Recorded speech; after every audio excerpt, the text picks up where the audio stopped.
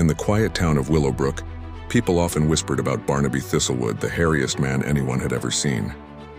From the top of his head to the tips of his toes, Barnaby was covered in thick, shaggy hair that grew faster than a wild blackberry bush. He combed it, tied it, even braided it, but within a week it would puff back out like a woolly cloud. Children were fascinated by him. Some said his beard reached his knees. Others swore that birds built nests in his back hair during the spring. Barnaby never minded the talk. In fact, he loved his hair. It kept him warm in the winter, shaded him in the summer, and though no one else knew, he had discovered it carried a touch of magic. One autumn evening, as the moon rose full and golden, a terrible storm blew through Willowbrook. Trees snapped, roofs rattled, and the town's great windmill, the one that ground their flour, shook so hard it threatened to collapse. Without the mill, the town would go hungry. Barnaby didn't hesitate.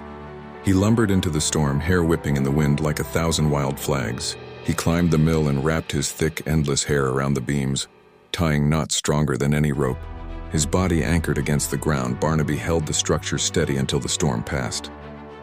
The next morning, the townsfolk awoke to see their windmill still standing, secured by braids of golden brown hair.